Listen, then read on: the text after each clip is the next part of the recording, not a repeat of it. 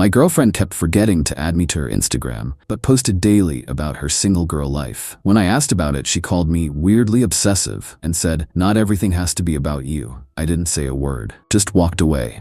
10 days later, she showed up at my door with her mom begging me to talk. "Before we start, I just want to say thank you for being here. It means the world. But take a look at this. Only 8% of people watching are subscribed. If you enjoy these stories and want to support more of them, just one click makes a huge difference." I've never been big on social media. At 41, I'm from that generation that remembers life before smartphones. I have accounts, sure, but I post maybe once a month, usually pictures of my restored 67 Mustang or the custom furniture I build in my workshop. My life happens in the real world, not online.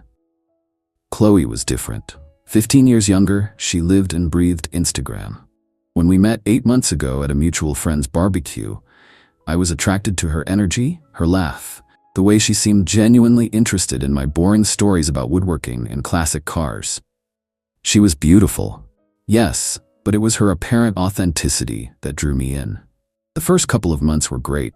We'd go hiking, try new restaurants, spend weekends at my cabin by the lake. I introduced her to my friends, my brother and his family, even took her to dinner at my parents' house. She seemed to fit in perfectly, charming everyone with her quick wit and warm smile. But I started noticing something odd. Despite taking dozens of photos whenever we were together, Chloe never posted any that included me.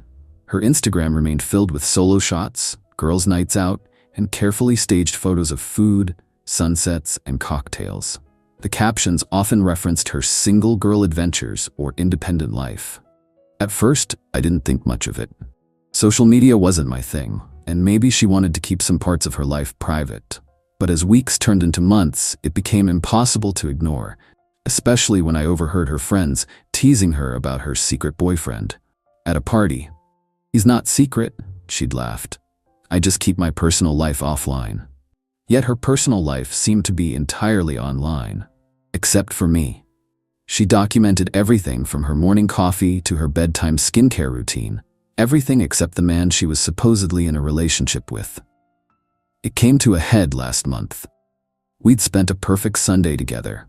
Farmer's market in the morning, then I taught her how to use my lathe to make a small wooden bowl, followed by dinner at a new bistro downtown. She took dozens of photos throughout the day, including several selfies of us together that I thought were quite good. That night at my place, while she was in the shower, a notification popped up on her iPad, which was charging on the coffee table. A comment from someone named Caitlin, "Living your best single life, so jealous." Curious, I glanced at the screen. Chloe had posted a series of photos from our day, the farmer's market, the wooden bowl, the cocktail from dinner, but none that showed me. The caption read, "Sunday Fun Day Adventures. Single girl summer, living my best life." When she came out of the shower, I decided to just ask directly. "Hey, I noticed your Instagram post about today. You used hashtags about being single?" She immediately got defensive. "Were you snooping through my phone?" "No, I saw a notification on your iPad when it lit up. I was just surprised to see you calling today a single girl adventure when we spent it together." "It's just hashtags, Derek. They're for engagement. It's not that deep." She rolled her eyes, grabbing her iPad and pulling it away from me. "But you never post photos of us together," I pointed out. "In 8 months, not a single one. And you post every day, multiple times." "Not everything has to be about you," she snapped. "God, you're being weirdly obsessive about this. It's just social media. Who cares?" "I wouldn't, except you're actively presenting yourself as single online. That doesn't bother you?" "What bothers me is you making this into some big dramatic thing. It's my Instagram. I'll post what I want. Why are you so insecure?" There it was. The deflection, the turning of tables, making me the problem for simply asking a reasonable question. I'd seen this pattern before, though I'd tried to ignore it. Anytime I raised a concern, no matter how gently, I was too sensitive or overreacting. I didn't argue, didn't raise my voice. I just nodded, stood up, and walked to the door. "Where are you going?" she demanded. "Home. This is my home. You should probably go to yours." "You're kicking me out? Over Instagram?" Her voice rose in disbelief. "No, Chloe, not over Instagram. Over respect, honesty, and the fact that you seem to want to live two separate lives, one with me and one where I don't exist." "You're being ridiculous," she said, but she was already gathering her things. "Maybe," I said, "but I'm too old for games." She left in a huff, slamming the door behind her. Within an hour, my phone was blowing up with texts. "You're seriously overreacting. It's just social media. I can't believe you're this insecure. Call me when you grow up." I didn't respond to any of them. Instead, I did something I probably should have done months earlier. I looked deeper into her online presence. What I found was eye-opening. Not only was she presenting herself as single on Instagram, but she had active dating profiles on 2 different apps. Recent ones, with photos taken in my house, wearing a necklace I'd given her for her birthday. I recognized the apps immediately because my younger brother had shown them to me months ago when he was single. Out of curiosity back then, I'd created profiles to see how they worked, though I'd never actually used them. This familiarity made it easy to search for Chloe's profiles using details I already knew: her age, location, and career. Within minutes, I found her on both platforms, with profiles that had been updated just days earlier. There were also dozens of messages with a guy named Ryan, filled with flirtatious exchanges and plans to meet up. Based on the timestamps, she'd been texting him while lying next to me in bed. I felt a cold calm settle over me. No anger, just clarity. I screenshotted everything, then blocked her number, her social media accounts, her email, every possible way she could contact me. I didn't send the screenshots to her. Didn't confront her, just silently closed the door on whatever we'd had. Then I called my bank and canceled the reservation I'd made for her birthday at the high-end resort she'd been hinting about for months. Got back my $2,200 deposit. Canceled the custom jewelry piece I'd commissioned. Returned the designer handbag I'd already purchased. The next day, I changed the access code to my home security system.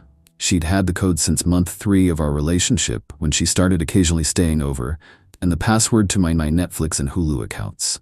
Small things, but satisfying. What I didn't do was make any public statements or engage in online drama. I simply disappeared from her life as completely as she'd kept me out of her online one. 3 days passed, then 5. A week. No contact, though I heard from mutual friends that she was telling everyone I'd had some kind of psychotic break over social media. I didn't defend myself, didn't need to. On day 10, my doorbell rang. When I checked the security camera, I saw Chloe standing there with an older woman who looked like an aged-up version of her. Clearly her mother, whom I'd never met despite 8 months of dating. I almost didn't answer. But curiosity got the better of me, so I opened the door but remained blocking the entrance. "Derek, please," Chloe started, her eyes red from crying. "You have to let me explain. This is my mom, Patricia. She wanted to meet you." Patricia stepped forward, extending her hand. "I'm so sorry we're meeting under these circumstances. Chloe's told me so much about you." "Has she?" I replied, not taking the offered hand. "That's interesting, considering she's never mentioned me to anyone online. In fact, she's been actively presenting herself as single while we were together." Patricia's eyes widened slightly as she turned to look at her daughter. "You said this was just a misunderstanding about some photos." "It is," Chloe insisted. "Derek's blowing everything out of proportion. He saw some stupid hashtags and freaked out." I pulled out my phone, opened the screenshots I'd taken, and handed it to Patricia.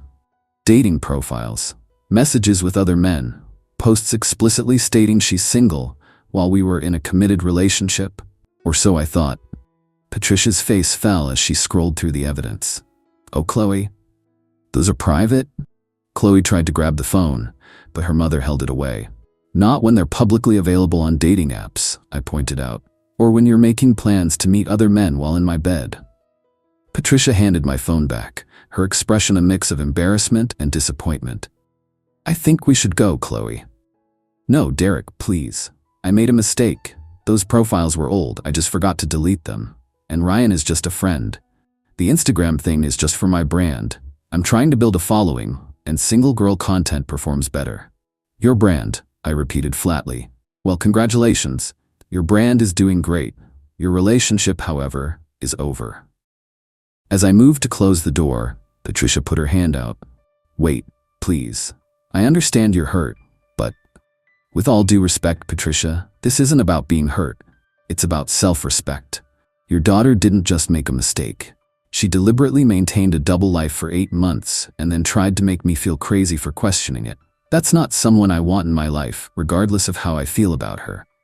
I closed the door gently but firmly, then watched on the security camera as Patricia led a sobbing Chloe back to their car. As they pulled away, I felt a weight lift from my shoulders. That evening, my phone started blowing up again, this time with messages from Chloe's friends, calling me heartless for humiliating her in front of her mother. Apparently, Patricia had been so disturbed by what she saw that she'd insisted on driving Chloe straight home rather than to the lunch they'd planned to celebrate fixing things. I didn't respond to any of these messages either. Instead, I sent a single text to our mutual friend Jason, who had introduced us. You might want to check out Chloe's Instagram, #SingleGirlSummer. Then compare the dates of those posts with the times you saw us together as a couple. Within hours, the story had spread through our social circle. The friends who had been texting me angry messages suddenly went quiet. Jason called to apologize for introducing us, saying he'd had no idea she was that kind of person. 2 weeks later, I received a certified letter from Chloe containing a handwritten apology and a check for $2,200, exactly the amount of the resort deposit I'd lost and managed to get refunded.